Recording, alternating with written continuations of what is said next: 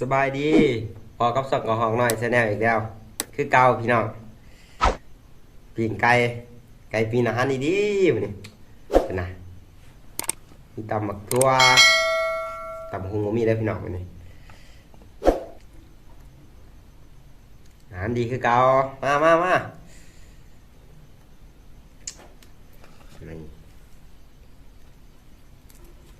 ชิมขาก่อนเลยเอ้ยขาโอ้ยโตยเยอะขึ้นนะขันได้พี่น้องอืม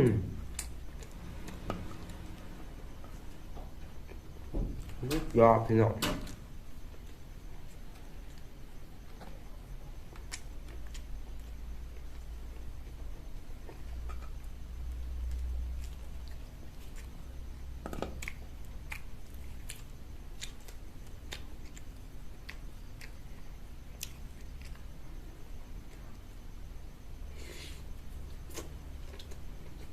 ยอด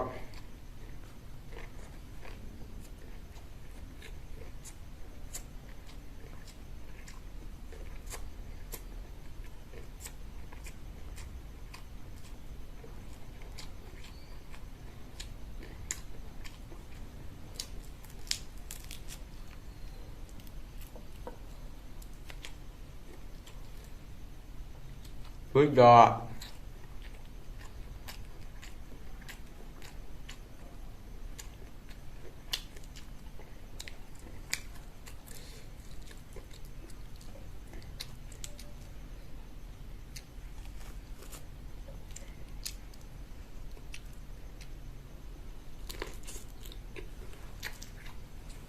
โอ้ยโคตรไก่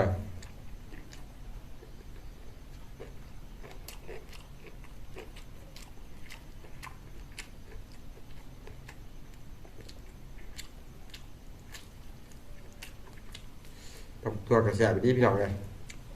ไปข้าวขาวเหี้ย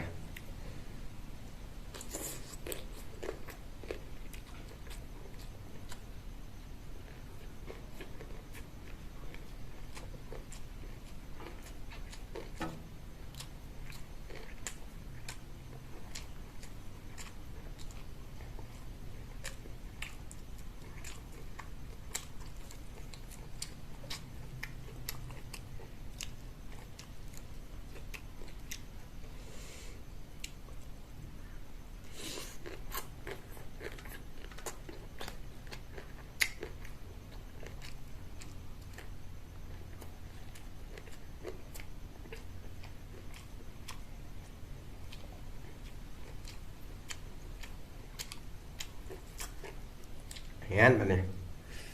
อืม